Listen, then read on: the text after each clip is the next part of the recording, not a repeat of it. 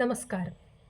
ബഹുമാനപ്പെട്ട വിധികർത്താക്കളെ, പ്രിയ ശ്രോതാക്കളെ, നമ്മെ സംരക്ഷിക്കുന്ന ഭൂമി എന്നതാണ് എനിക്ക് ലഭിച്ചിട്ടുള്ള പ്രസംഗ വിഷയം. ഒരു മനുഷ്യന് ആവശ്യമുള്ളതെല്ലാം നൽകാൻ പ്രകൃതിക്ക് സാധിക്കും. എന്നാൽ അവൻ്റെ അനാവശ്യത്തിനുള്ളത് നൽകാൻ സാധിക്കില്ല. വാക്കുകൾ എൻ്റേതല്ല, നമ്മളുടെ രാഷ്ട്രപിതാവ് എന്നറിയപ്പെടുന്ന മഹാത്മാ ഗാന്ധിയുടേതാണ്. ശിലായുഗ കാലഘട്ടം മുതൽ മനുഷ്യനെ പൊതിഞ്ഞു സംരക്ഷിക്കുന്ന ഭൂമിയെ നമുക്ക് കാണാൻ സാധിക്കും. അവന് പാർക്കാൻ ഗുഹകളും ചില്ലകളും ഭക്ഷിക്കാൻ പക്ഷിമൃഗാദികളെയും നൽകിക്കൊണ്ട് ഒരമ്മയെപ്പോലെ മനുഷ്യനെ സംരക്ഷിക്കുന്ന പ്രകൃതി. അവന് ഉപകരണ നിർമ്മിതിക്കായി ശിലകളും തടികളും ചെമ്പ്, ഇരുമ്പ്, സ്വർണം, വെള്ളി പോലുള്ള ധാതുക്കളും കാലാനുസൃതമായി നൽകിക്കൊണ്ട് മനുഷ്യൻ്റെ ഓരോ വളർച്ചയിലും അവനെ കാത്തുപരിപാലിക്കുന്ന പ്രകൃതി. പിന്നീട് ഇങ്ങോട്ട് ഇന്ന് വരെ അവൻ്റെ ഓരോ വികസനത്തിൻ്റെ ചുവടുവയ്പ്പിലും അതോടൊപ്പം സഞ്ചരിക്കുന്ന പ്രകൃതിയെ നമുക്ക് കാണാൻ സാധിക്കും. മാധവ് ഗാഡ്ഗിലും അതുപോലെ തന്നെ രാമചന്ദ്ര ഗുഹയും ചേർന്ന് എഴുതിയ this fissured land and ecological history of India എന്ന പുസ്തകത്തിൽ മോഡ് ഓഫ് റിസോഴ്സ് യൂസ് എന്ന ഒരു പ്രത്യേക ടൈറ്റിൽ നൽകിക്കൊണ്ട് ഇതിനെ ഓരോ കാലഘട്ടത്തിലും എപ്രകാരമാണ് മനുഷ്യനെ പ്രകൃതി സംരക്ഷിച്ചത് എന്നതിനെ വിശദീകരിക്കുന്നുണ്ട്.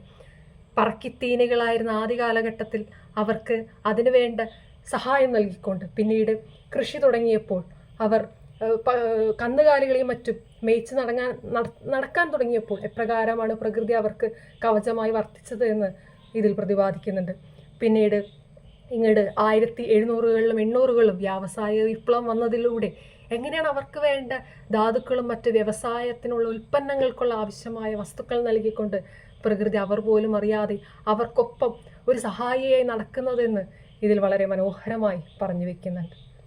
ഋഗ്വേദ കാലഘട്ടത്തിലും പ്രകൃതി അത്ഭുതത്തോടും ജിജ്ഞാസയോടും കൂടി നോക്കുന്ന മാനവകുലത്തെ നമുക്ക് കാണാൻ സാധിക്കും.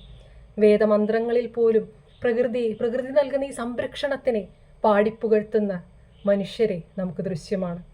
ഭാരതത്തിൻ്റെ ആർഷഭാരത സംസ്കൃതവും വർണ്ണാശ്രമധർമ്മങ്ങളിലെ വാനപ്രസ്ഥവുമെല്ലാം മനുഷ്യർ കൂടെ കൂട്ടിയത് പ്രകൃതിയിലാണ് അവൻ്റെ അഭയം, അവൻ്റെ സ്ഥായിയായ അസ്തിത്വം എന്ന തിരിച്ചറിവിൽ നിന്നുമാണ്. നമുക്കറിയാം, നമ്മുടെ ഋഷി വര്യന്മാരെല്ലാം മുനിമാരെല്ലാം വന്യമൃഗങ്ങളോടൊപ്പം വളരെ സഹവർത്തിത്വത്തോടെ സമാധാനത്തോടെ ഒരു കാലഘട്ടത്തിൽ പ്രകൃതിയിൽ അഭയം കണ്ടെത്തിയിരുന്നുവെങ്കിൽ അതിനർത്ഥം അവർക്കറിയാമായിരുന്നു പ്രകൃതിയാണ്, ഭൂമിയാണ് മനുഷ്യനെ സംരക്ഷിക്കുന്ന ഏറ്റവും സുപ്രധാന ഘടകം, അല്ലെങ്കിൽ അതാണ് അവൻ്റെ കേന്ദ്രാശ്രയം എന്നുള്ള യാഥാർത്ഥ്യം. എപ്രകാരമാണ് പ്രകൃതി അല്ലെങ്കിൽ ഭൂമി മനുഷ്യനെ സംരക്ഷിക്കുന്നത്? ഒന്നാമതായി ഒരു കുടയായി, ഒരു കവചമായി. 1913 ചാൾസ് ഫാബ്രിയും റിച്ചാർഡ് ബൂയ്സണും ചേർന്ന് ഓസോൺ എന്ന പാളിയെ കണ്ടെത്തുകയുണ്ടായി. നമുക്കറിയാം, നമ്മുടെ ഭൂമിയിലെ സ്ട്രാറ്റോസ്ഫിയർ എന്ന് പറയുന്ന മണ്ഡലത്തിലെ ഓസോൺ എന്ന പാളി സൂര്യനിൽ നിന്ന് ഭൂമിയിലേക്ക് എത്തുന്ന അൾട്രാ വയലറ്റ് രശ്മികൾ എന്ന ഹാനികരമായ രശ്മികളെ ഭൂമിയിൽ എത്തുന്നതിൽ നിന്നും തടയുന്നു. ഇതുവഴി മനുഷ്യനും മറ്റു മൃഗാദികൾക്കും സംഭവിക്കാവുന്ന ത്വക്കാർബുദം പോലെയുള്ള പല രോഗങ്ങളിൽ നിന്നും ചെറുക്കുന്നതിന് ഒരു സുപ്രധാന ഘടകമാണ്. രണ്ടാമതായി ഒരു വൈദ്യനായി. ഭാരതത്തിലെ പുരാതന ധന്വന്തരിമാരായ ചരകൻ തൻ്റെ ചരക സംഹിതയിലും സുശ്രുതൻ തൻ്റെ സുശ്രുത സംഹിതയിലും വാഗ്ഭടൻ തൻ്റെ അഷ്ടാംഗ ഹൃദയത്തിലുമെല്ലാം ഇന്നത്തെ ആധുനിക വൈദ്യശാസ്ത്രം കൽപ്പിക്കുന്ന പല അസുഖങ്ങളുടെയും മൂലരൂപങ്ങളും അവയ്ക്ക് വേണ്ട പ്രകൃതിയിൽ നിന്നുള്ള പ്രതിവിധികളെയും പറ്റി വളരെ വിശദമായി തന്നെ പറഞ്ഞു വെക്കുന്നുണ്ട്. എന്തുകൊണ്ടാണ് നാം സുശ്രുതനെ സർജറിയുടെ പിതാവെന്ന് വിശേഷിപ്പിക്കുന്നത്? ഒരു ശസ്ത്രക്രിയ തന്നെ 30ൽ പരം വ്യത്യസ്ത രീതികൾ ചെയ്യുന്നതിനുള്ള മാർഗങ്ങളെപ്പറ്റി അദ്ദേഹം ഇതിൽ പരാമർശിക്കുന്നുണ്ട്. അതുപോലെ തന്നെ പ്രകൃതിയിൽ നിന്ന് കിട്ടുന്ന തണ്ടും വേരും ഉപയോഗിച്ച് സർജറിക്ക് വേണ്ട ഉപകരണങ്ങൾ നിർമ്മിക്കുന്നതിനെ പറ്റിയും അദ്ദേഹം പറഞ്ഞു വെക്കുന്നുണ്ട്. പിന്നീട് ഇങ്ങോട്ട് കൊളോണിയൽ ഭരണകാലഘട്ടത്തിൽ ബ്രിട്ടീഷുകാർക്ക് വിലങ്ങുതടിയായിരുന്ന രോഗമായിരുന്നു മലേറിയ എന്ന് പറയുന്ന പനി.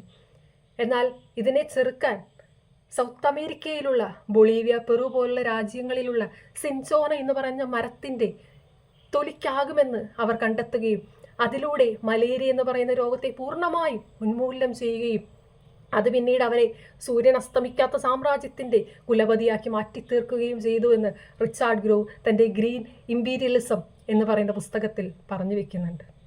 അടുത്തതായി ഒരു പ്രതിഭാസമായി മനുഷ്യനെ കാത്തു സൂക്ഷിക്കുന്ന പ്രകൃതി. നമുക്കറിയാം, ആമസോൺ മഴക്കാടുകൾ ഭൂമിയുടെ ശ്വാസകോശങ്ങളാണ്. അതെ, കേരളത്തിലേക്ക് നോക്കുകയാണെങ്കിൽ പശ്ചിമഘട്ടം എപ്രകാരമാണ് ഇവിടുത്തെ കാറ്റിനെ തടഞ്ഞു നിർത്തി ഇവിടെ ഇടവപ്പാതി പോലെയുള്ള കാലവർഷത്തിന് ആക്കം കൂട്ടുന്നതെന്ന് നാം എല്ലാം ചെറിയ ക്ലാസ്സുകൾ മുതൽ പഠിക്കുന്നതാണ്. ഇവരെല്ലാം ചെയ്യുന്ന ധർമ്മം മനുഷ്യൻ്റെ നിലനിൽപ്പിന് തന്നെ വളരെ അത്യന്താപേക്ഷിതമാണ്. ഈ പശ്ചിമഘട്ടത്തിലെ അല്ലെങ്കിൽ ഭൂമിയിലെ ഏതൊരു ചെറിയ ജീവിയുടെ പോലും അഭാവം മനുഷ്യൻ്റെ തന്നെ നിലനിൽപ്പിന് ചോദ്യചിഹ്നമാകും. അതെ, കുറച്ച് നാളുകൾക്ക് മുമ്പുള്ള പഠനം സൂചിപ്പിക്കേണ്ട ഏറ്റവും ചെറിയ ജീവി എന്ന് വിശേഷിപ്പിക്കുന്ന ഒരു തേനീച്ചയുടെ അഭാവം പോലും ഒരു 5-6 വർഷത്തിനുള്ളിൽ മനുഷ്യൻ്റെ തന്നെ നിലനിൽപ്പിനെ വലിയ വെല്ലുവിളി സൃഷ്ടിക്കുമെന്ന്. ഭൂമിയിലെ ഭൂപ്രകൃതി പോലും, അത് കാടാവട്ടെ, മലയാവട്ടെ, മരുഭൂമിയാവട്ടെ, അരുവിയും പുഴയും എല്ലാം മനുഷ്യൻ്റെ നിലനിൽപ്പിന് വേണ്ടിയുള്ള ഭൂമിയുടെ സംരക്ഷണ കവചമാണ്. നമുക്കറിയാം, 2023 മെയ് 1 കൊളംബിയയിൽ തകർന്നു വീണ ഒരു പ്ലെയിനിൽ നിന്നും വളരെ അത്ഭുതകരമായി രക്ഷപ്പെട്ട 4 കുട്ടികളെ 38 ദിവസത്തിന് ശേഷം ജൂൺ 9 പുറത്തെടുത്തപ്പോൾ അവർ പറഞ്ഞത് ഈ മഴക്കാടുകളിൽ നിന്നും, ആമസോൺ മഴക്കാടുകളിൽ നിന്ന് ലഭിച്ച കായ്കനികളും വെള്ളവുമാണ് അവരെ ജീവൻ നിലനിർത്തുന്നതിന് സഹായിച്ചത് എന്നുള്ളതാണ്. അതെ, എത്ര വലിയ വ്യവസായത്തിൻ്റെ കുലപതിയാണ് മനുഷ്യനെന്ന് പറഞ്ഞാലും ഭൂമിയെ വിട്ട് ചൊവ്വ പോലുള്ള മറ്റ് ഗ്രഹങ്ങളിലേക്ക് ചേക്കേറാൻ വെമ്പുന്ന ആധുനിക മനുഷ്യന് ഭൂമി എന്നും ഒരു പാഠമാണ്.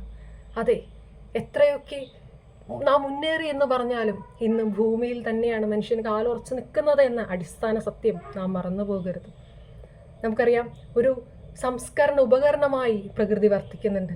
പ്ലാസ്റ്റിക് പോലെയുള്ള വളരെ ഒട്ടും അത്ര അപ്രാപ്യമായ വസ്തുക്കൾ ഒഴിച്ചു നിർത്തിയാൽ മനുഷ്യൻ്റെ ഏതൊരു വസ്തുവും, ഏറ്റവും കഠിനമായ ഇരുമ്പ് പോലും നാം കടലിലേക്കോ ഭൂമിയിലേക്കോ എറിഞ്ഞാൽ അതുപോലും സംസ്കരിച്ച് തന്നിലേക്ക് തന്നെ ലയിപ്പിക്കുന്ന ഒരു അത്ഭുത ശക്തിയാണ് പ്രകൃതി എന്ന് പറയുന്നത്. അതെ, ഈ പ്രകൃതി എന്ന അത്ഭുത വസ്തുവിനെ പഠിക്കാൻ മനുഷ്യൻ ഇനിയും കാലങ്ങൾ കഴിയേണ്ടിയിരിക്കുന്നു. റിച്ചാർഡ് ലീക്കി തൻ്റെ 6th മാസ് എക്സ്റ്റൻഷൻ എന്ന് പറഞ്ഞ പുസ്തകത്തിൽ പറഞ്ഞു വെക്കുന്നുണ്ട്, ഒരു ചെറിയ ജീവിയുടെ പോലും, ഭക്ഷണ ശൃംഖലയിലെ ഒരു ചെറിയ ജീവിയുടെ പോലും അഭാവം മനുഷ്യൻ്റെ തന്നെ നിലനിൽപ്പിന് വലിയൊരു വെല്ലുവിളി സൃഷ്ടിക്കുമെന്നുള്ളത്.